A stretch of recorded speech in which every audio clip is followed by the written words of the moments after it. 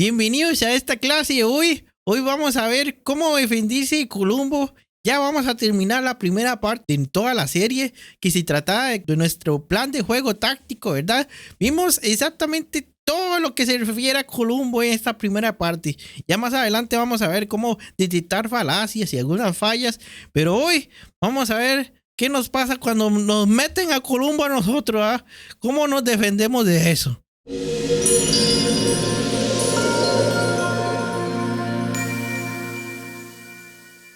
En la clase pasada vimos exactamente cómo fortalecer nuestro Columbo, ¿ah?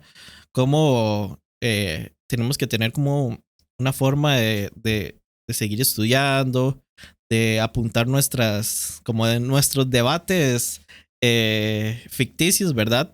Para poder agregar preguntas, a poder agregar respuestas también a situaciones que todavía no están ahí, pero en algún momento nos podrían ayudar. O también de aprender de los errores, ¿verdad? De cómo cualquier conversación, por muy mala que sea, sirve para bien, ¿verdad? A pesar de que uno cometió algo, uno sabe que en el futuro podemos intentarlo mejor. Y también terminamos cómo se ejecuta Columbo, y hay como dos estilos diferentes. Está el estilo que es como un abogado que es directo y trata de ganar un debate. Eso es para cuestiones precisamente para cuando usted sabe que el contrincante o la persona que usted está debatiendo sabe que no va a hacer nada con debatir, pero tal vez la audiencia sea beneficiada por algo. Entonces tú tomas un estilo diferente de Columbo, pero si es para una persona que tal vez tenga uno pueda entender que quiere saber la verdad, entonces uno es más pasivo y más amable. Entonces ese es otro estilo de Columbo. Hoy, ya para terminar nuestra primera parte de la serie de Columbo, vamos a ver cómo defendernos en contra de Columbo.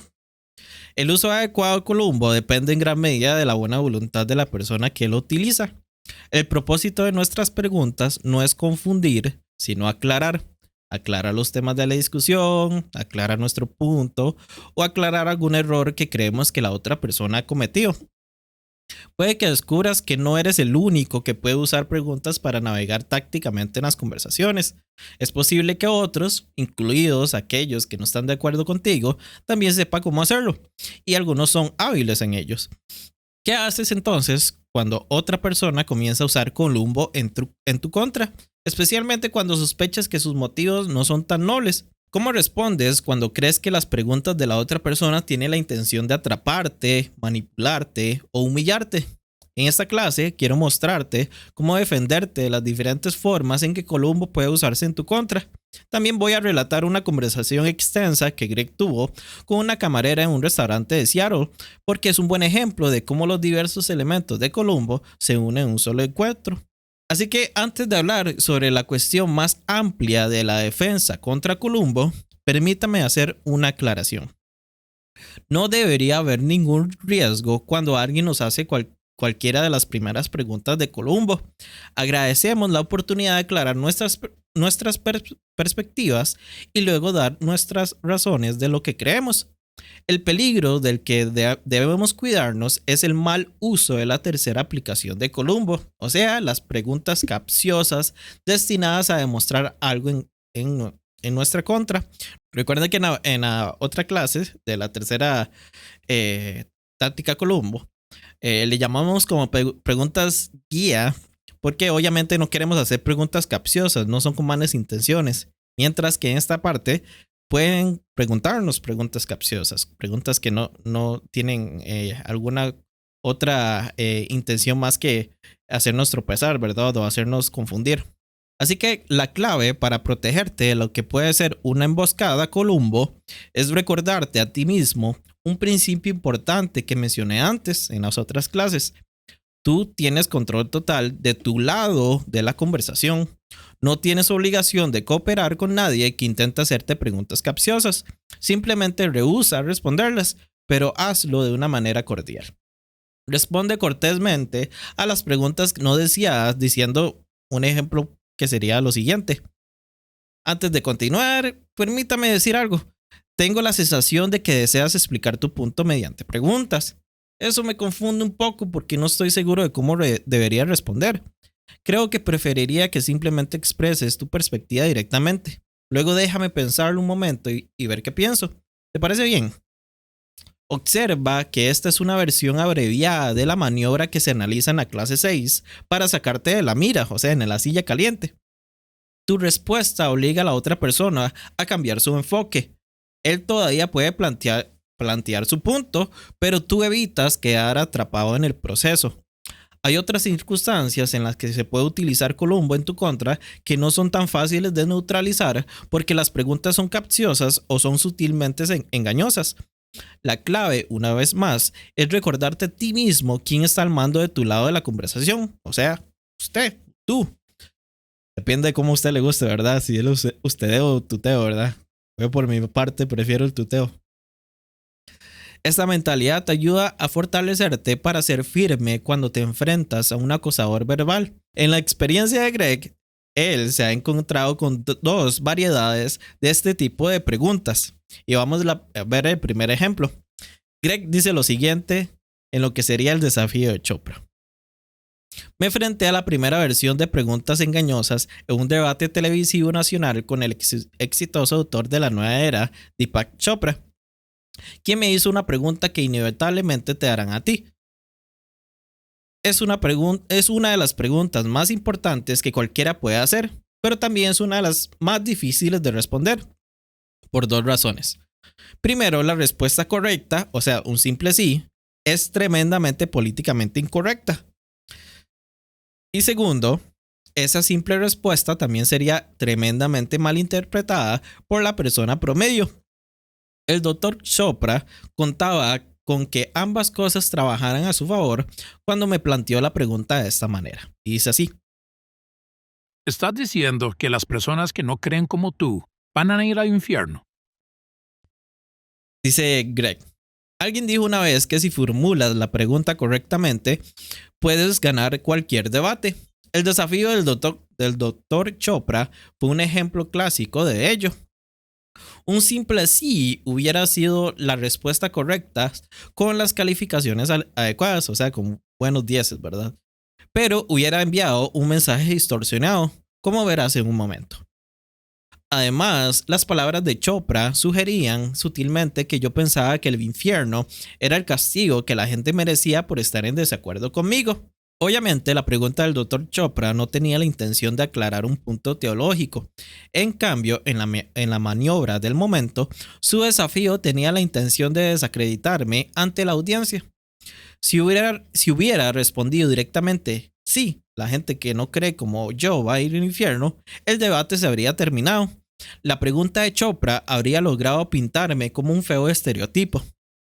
Los espectadores no habrían escuchado a Jesús ofreciendo indulto, o sea, perdón, y rescate de un juicio que cada uno de ellos enfrentará. En cambio, habrían escuchado la presunción y la condescendencia de un fundamentalista que desea el infierno para cualquiera que no vea las cosas a su manera. Esa es la distorsión, y ese es el peligro de tratar con una pregunta formulada de esa manera. En el caso de Chopra, decidí eludir su desafío en lugar de tratar de resolver un asunto tan delicado con una frase ingeniosa. Simplemente dije, no, ese no es el punto que estoy planteando aquí. Estoy planteando un punto diferente. Sigue Greg. Observa la forma en que tomé las riendas de mi lado de la conversación al negarme cortésmente a caer en la trampa de Chopra. No negué la esencia de la pregunta, la desvié. Simplemente no habría sido productivo tratar de extraer los matices de unas respuestas con el tiempo limitado que teníamos en la televisión, especialmente con el doctor Chopra agachado y listo para saltar ante cualquier traspié percibido. En cambio, me quedé en el asiento del conductor usando su pregunta como un trampolín para plantear el punto que quería plantear, uno que pensé que era estratégico para mis propósitos. Sin embargo, tenía que estar alerta. Preguntas como las del Dr. Chopra no son inocentes.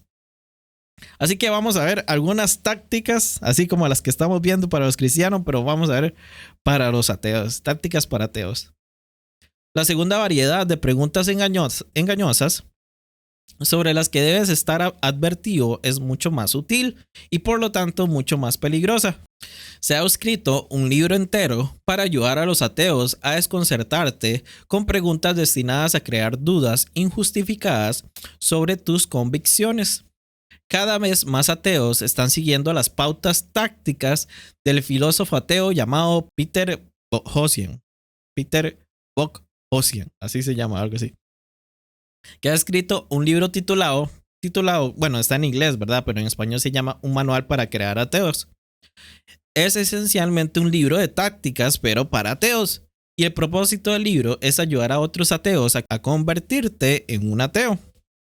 Boghossian llama a su enfoque epistemología callejera.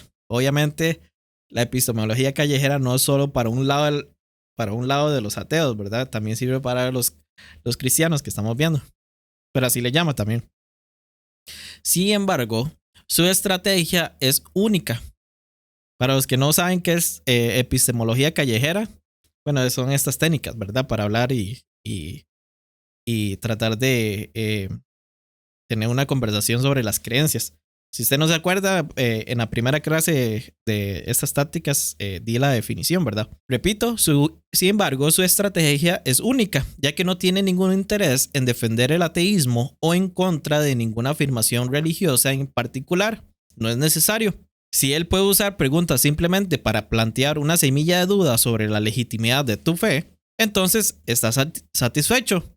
Este es el mismo concepto de jardinería que discutí antes, pero ahora lo está usando un ateo. Los epistemólogos callejeros de Boghossian son peligrosos no porque tengan razón, sino porque son muy inteligentes y muy agradables. Son amigables y no combativos y hacen muchísimas preguntas que desafían tu fe, ya que están convencidos de que tus creencias no tienen base en los hechos. Las preguntas que Boghossian enseña a los ateos a hacer no tienen como objetivo aclarar, sino dejar estupefactos. A menudo son preguntas hipotéticas del tipo ¿qué pasaría si? Que los cristianos desprevenidos responden sin reflexionar, sin darse cuenta de que los están tendiendo una emboscada. Boghossian da un ejemplo personal de cómo hizo esto en una conversación con un guardia de seguridad mormón que apeló a la creación como evidencia de Dios, argumentando que si el universo comenzó a existir, entonces debe existir un Dios creador. La conversación va así. Bueno, si el universo siempre existió, entonces no fue creado. Si no fue causado, ¿qué significaría eso? Haciendo una pausa, el guardia de seguridad dice, ¿Que no existe Dios? y responde, Sí, eso es lo que significaría. así que por supuesto no significaría nada de eso. Y Boghossian lo sabe, ya que es filósofo. El error técnico de su argumento se llama negar el antecedente en un silogismo condicional. Pero para no hacerlo todo difícil de entender lo que dije, tú puedes ver fácilmente por sí mismo que incluso si el universo siempre ha existido, algo que casi nadie cree hoy en día debido a la abrumadora evidencia científica que demuestra lo contrario, eso no descartaría a Dios. El universo, al ser contingente y no autoexistente, aún podría depender de un Dios autoexistente para su existencia eterna. Es, por ejemplo, bueno, esto lo dijo Tomás de Aquino, ¿verdad? Creo, me parece. Que si usted... tengamos, por ejemplo, que un ser eterno de que da una pisada, desde la eternidad da una pisada, y por lo tanto la huella que dio esa pisada sigue siendo eterna porque la ha dado, pero sin el pie, digamos, de Dios, no existiría la huella. Por lo tanto, aún así depende del pie, aunque existiera eternamente. Eso es como un ejemplo así, como hipotético, así parafraseado de lo que Tomás de Aquino ha dicho. Así que, continuando, utilizando una hipótesis inteligente vinculada a una pregunta, el filósofo había engañado a la guardia de seguridad quien a mi tío Boncian, y cito aquí, parecía horrorizado y asustado. Sin embargo, el ateo estaba eufórico. Y cito de nuevo, traté de ocultar mi alegría mostrando mi aprobación y reconocer nuestro éxito. Cierro cita.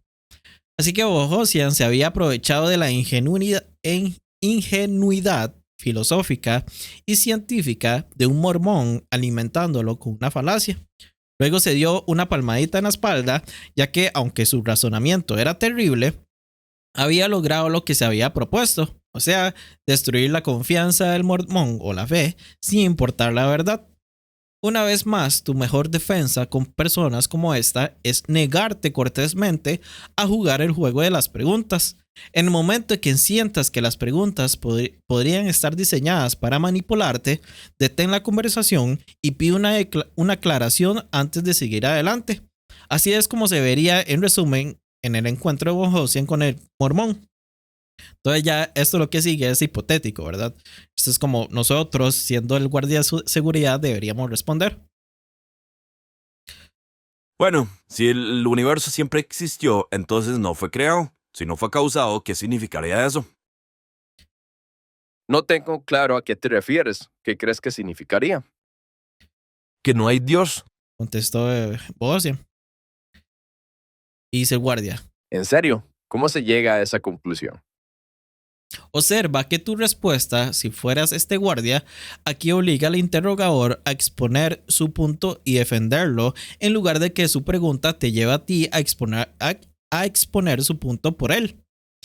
Y vamos a ver otro ejemplo de lo mismo.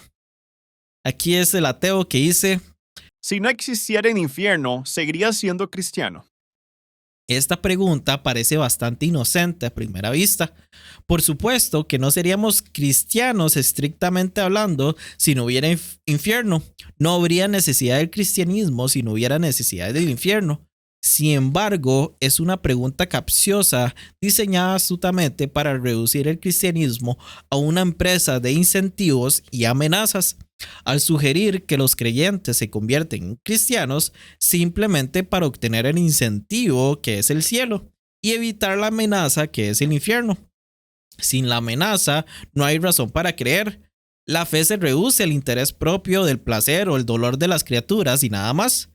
Pero eso no es en absoluto lo que el cristiano tiene en mente con su respuesta. Para ser justos, algunos cristianos pueden creer de esta manera, pero aquellos que entienden la plenitud del propósito de Dios no es así. Es evidente que no habría infierno si no hubiera pecado, independientemente si fuera la cesación de existencia o el castigo eterno de Maeli. Bueno, repitamos, es evidente que no habría infierno si no hubiera pecado, lo que significaría que no habría necesidad de un salvador y por lo tanto no habría necesidad del cristianismo en sí. Aún así, todavía querríamos el tipo de amistad con Dios que Él quiso para nosotros al principio, antes de que la caída precipitara el problema que tanto el infierno como el Salvador, o sea el cristianismo, debían resolver. Esto es lo que el ateo no entiende. No hemos sido rescatados para algo, o sea, un lugar agradable llamado cielo, sino para alguien. Hemos sido salvados para la relación íntima, personal y amorosa que Dios desea compartir con nosotros desde el principio, incluso antes de que hubiera necesidad de un lugar llamado infierno donde se satisfaría la justicia. El problema con la respuesta inocente del cristiano es que, aunque es cierta hasta cierto punto, el ateo la distorsiona. El cristiano quiere decir una cosa, pero el que pregunta le da un giro diferente, insistiendo en su punto engañoso y tomando al creyente por sorpresa. O sea, el ateo plantea una hipótesis, o sea, si no hubiera infierno, y el cristiano cae en una trampa retórica. En lugar de eso, el creyente debería haber pedido una aclaración. Y aquí un par de ejemplos. De nuevo, si nos preguntaran si no existiera el infierno, ¿seguiría siendo cristiano? Tu pregunta me confunde. Estás preguntando si seguiría confiando en que Dios moriría y me salvaría del infierno si no hubiera infierno. Eso no tiene sentido. O estás preguntando si seguiría queriendo estar con Dios para siempre si no hubiera infierno que evitar. ¿Cuál es exactamente tu punto con la pregunta? Otra respuesta que ustedes podrían dar es la siguiente. Esa es una pregunta interesante que no se me había ocurrido antes, así que no te voy a dar una respuesta rápida. Necesito pensarlo un poco, porque una respuesta apresurada puede darte una impresión equivocada. ¿Qué crees que está en juego aquí? En términos generales, cuando un ateo te presiona con preguntas que no estás seguro de cómo responder, siempre pide una aclaración. Aquí tienes algunos ejemplos más. Por ejemplo, sería, ayúdame con esto. ¿A qué quieres llegar específicamente con tu pregunta? Otra respuesta, sería, probablemente haya varias formas de responder a eso, dependiendo de lo que tengas en mente. Otra respuesta sería, por supuesto, cualquier persona puede estar equivocada sobre lo que cree. Yo también podría. Sin embargo, tendría que considerar evidencia contradictoria. ¿A dónde quieres llegar con estas preguntas? Otra respuesta sería, claro, cambiaría de opinión si no tuviera buenas razones para creer lo que creo y buenas razones para creer otra cosa. ¿Qué sugieres? Otra respuesta sería, ¿qué evidencia me haría cambiar de opinión? No estoy seguro de poder decírtelo con antelación. Tendría que considerar objeciones particulares. ¿En qué estabas pensando? Y la última me parece que es esta. Me preguntaste cómo sabría si estuviera engañado. O sea, hay gente que... Obviamente estas son respuestas no de la pregunta pasada, ¿verdad? Por si se sienten como extraños.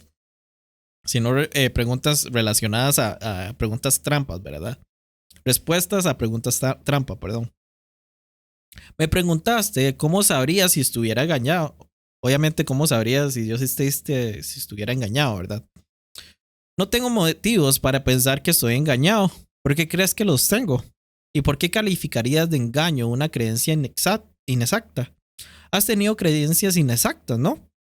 Eso también te convierte en una persona engañada. Así que, cuando el ateo ofrezca una respuesta, escucha con atención, evalúa con atención y responde lentamente si es que respondes, ¿verdad? No te preocupes si no puedes responder a todas las preguntas que te hace sobre tu fe. Como dije, los epistemólogos callejeros son inteligentes, están preparados con preguntas particulares a las que quizás no puedas responder de manera clara en este momento. No te preocupes, no tengas miedo de decir, tendré que pensar un poco en eso. Cuando una pregunta no es pregunta. A veces te harán una pregunta que no es una pregunta en absoluto. En cambio, es un desafío disfrazado. Considera este comentario que le hicieron a Greg, un estudiante del posgrado de la UCLA o UCLA, pero vamos a decir la UCLA. UCLA. ¿Qué te da el derecho de decir que la religión de otra persona está mal? Este es el tipo de comentario que puede tomarte por sorpresa, dejándote boquiabierto y perplejo. Hay una razón para tu confusión. Aunque la declaración está redactada como una pregunta, debes estar seguro de que no lo es. O sea, de fijo esto no es una pregunta, ¿verdad? Tiene que ser otra cosa. En cambio, es un desafío vago de algún tipo disfrazado de pregunta. Entonces, ¿qué hacemos? La gente hace preguntas por diversas razones. A veces hace una pregunta porque tienen curiosidad o están confundidos. Quieren información que creen que puedes proporcionar. Otras preguntas son retóricas, lanzadas simplemente para estimular el pensamiento o hacer avanzar la conversación. No es necesaria ninguna respuesta de tu parte, ni se espera que la des. ¿Qué te da el derecho? Es una pregunta diferente. En realidad no es una pregunta en absoluto. No hay curiosidad involucrada. En cambio, es una declaración disfrazada de pregunta. Una especie de parada en la línea de meta destinada a detenerte en seco. ¿Quién eres tú para decir? Es otro ejemplo, ¿verdad? Junto con su primo que también dice, ¿quién puede decir tal cosa, verdad? Entonces, uno está, ¿quién eres tú para decir taca, taca, taca? ¿O quién puede decir taca, taca, taca? Estos desafíos pueden ponerte fácilmente a la defensiva, porque está bastante claro que no son solicitudes de información ni son sondeos inofensivos. La pregunta del estudiante de la UCLA, estaba en esa categoría. No era retórica ni era una mera búsqueda de hechos, era un desafío. Estaba planteando un punto con una pregunta, pero ¿qué era? Greg dice lo siguiente. Las preguntas del tipo ¿quién eres tú para decir? Son golpes bajos porque en realidad no comunican nada significativo, simplemente te detienen en seco. Al igual que la frase, esta es solo tu interpretación. Son intentos de silenciarte, no intentos de apelar a ti para que aclares o justifiques legítimamente. La mejor manera de navegar en esta situación es simplemente señalar que la pregunta es confusa. Nuestra confiable pregunta, que es ¿qué quieres decir con eso? ¿O a qué te refieres? Es perfecta aquí. Podrías decir algo parecido a tengo la impresión de que crees que cometí un error. ¿En qué me equivoqué? Esto obligará a la persona a reformular su pregunta con una afirmación. ¿Qué es lo que deseas? Dice Greg lo siguiente. En mi caso, le dije a la estudiante de la UCLA que su pregunta me confundía. Realmente quería hablar de derechos. Realmente quería saber cuáles eran mis credenciales o qué autoridad tenía para hablar sobre estas cosas. Claramente no. De todos modos, no estaba reivindicando ninguna autoridad ni promoviendo mi pedigrí académico o de otro tipo. Los únicos derechos a los que apelaba eran derechos racionales. Estaba ofreciendo un argumento. Se sostiene o cabe por sus propios méritos, no por mi autoridad como el que ofrece un punto de vista. ¿Qué puede decir? En última instancia, es la persona que tiene las mejores razones, que está en la mejor posición para decir qué es verdad y qué es falso. No sé cómo decirlo o tener el acento para hacer esta parte. Bueno, entiende. Está contestando la pregunta de quién puede decir. ¿Quién puede decir? Bueno, la persona que tiene mejores razones. Continuamos. Así es como siempre ha funcionado el pensamiento sólido. Cualquiera que esté en desacuerdo con esta verdad, obviamente ofrecerá rápidamente sus razones por lo que está mal, derrotando inmediatamente su argumento. Yo creo que ya me entendieron, ¿verdad? Así que lo más importante que hay que recordar sobre estas preguntas es que detrás de ellas se esconden opiniones fuertes que son vulnerables a cuestionamientos y se logran sacar a la luz. Por ejemplo, ¿qué te da derecho a decir que la religión de otra persona está equivocada? Se puede reformular como nadie está justificado en decir que una perspectiva religiosa es mejor que otra. También, ¿quién puede decir? Significa nadie podría saber nunca la verdad sobre eso. O una respuesta es tan buena como la otra. ¿Quién eres tú para decir? Generalmente significa te equivocas al decir que otra persona está equivocada. Esta última es obviamente contradictoria, pero es posible que no te des cuenta de ese problema si la afirmación permanece oculta detrás de un signo de interrogación. Así que cada una de estas es una afirmación fuerte y cada una está abierta a cuestionamientos, que es mi punto. Recuerda, la persona que hace la afirmación tiene la carga de la prueba. La supuesta afirmación pregunta tiene poder solo cuando se le permite jugar con ella. Si fuerzas la afirmación implícita a la superficie con tus preguntas destinadas a aclarar el asunto, la objeción pierde su brillo y puedes abordar el verdadero punto que acecha en las sombras. Así que ya vamos a terminar con este último ejemplo de la vida de Greg sobre una camarera tímida en Seattle. Y Greg dice lo siguiente. Una vez en un restaurante de Seattle, entablé una charla sobre religión con la camarera que atendía a mi mesa. Mis comentarios generales a favor de la espiritualidad fueron recibidos con un gesto de aprobación, pero una sombra de desaprobación cruzó su rostro cuando mencioné que algunas creencias religiosas me parecían tontas. Eso es opresivo. Dijo ella. No dejar que la gente crea lo que quiere creer. Dice Greg. Ahora bien, se podría decir mucho sobre este desafío. Observa que ella tomó mi juicio sobre ciertas creencias religiosas como una amenaza a la libertad personal. Sin embargo, ignoré ese problema y me concentré en un defecto más fundamental. ¿Crees que estoy equivocado entonces? Preguntó Greg, utilizando una variación de la primera pregunta a Columbo. Ante esto, ella se resistió, no dispuesta a cometer el mismo error de que le acaba de acusar. Dice, No, no digo que estés equivocado, solo estoy intentando entenderte. ella titubeó. Así que Greg se rió entre dientes. Está bien si crees que estoy equivocado. En serio, no me molesta. Solo me pregunto por qué no lo admites. Mira, si no crees que estoy equivocado, ¿por qué me estás corrigiendo? Y si crees que estoy equivocado, ¿por qué me estás oprimiendo? Y dice Greg, por supuesto, yo no pensé que su comentario fuera opresivo, pero ahora estaba jugando con sus reglas en su contra. Acorralada, dudó un momento y luego cambió de tema. Después de todo, todas las religiones son básicamente lo mismo. Dice Greg, era una respuesta de emergencia, una réplica de las de siempre. Sospecho que le había funcionado antes y ahora lo estaba intentando conmigo, pero noté algo en el comentario. Acababa de hacer una afirmación y dependía de ella sustentarla. Era hora de otra pregunta, Columbo. Las religiones son básicamente lo mismo. ¿En serio? ¿En qué sentido? Preguntó Greg. Dice Greg, continúa Greg en los comentarios. Mi pregunta tuvo un efecto notable. Me sorprendió el impacto que esas simples palabras tuvieron en ella.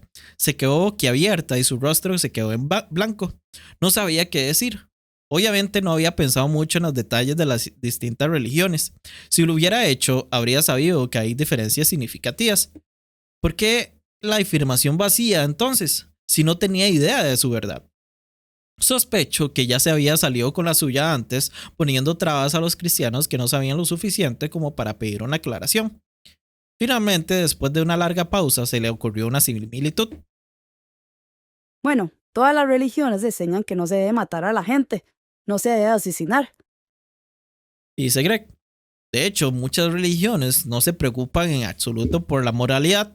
Una característica distintiva de las grandes religiones monoteístas es su preocupación por la conducta ética, pero esa no es una característica estándar de la religión. No todas las religiones son básicamente iguales. Sin embargo, en lugar de sermonearla al respecto, utilicé mis preguntas. Y dice Greg, considera esto. O Jesús es el Mesías o no lo es. Correcto. Ella sintió y hasta ahí todo bien. Continúa Greg. Si no es el Mesías, entonces los cristianos están equivocados y los judíos tienen razón. Si es el Mesías, entonces los judíos están equivocados y los cristianos tienen razón. Así que, de una forma u otra, alguien tiene razón y alguien está equivocado. Bajo ninguna circunstancia pueden ser ambas religiones básicamente lo mismo, ¿correcto?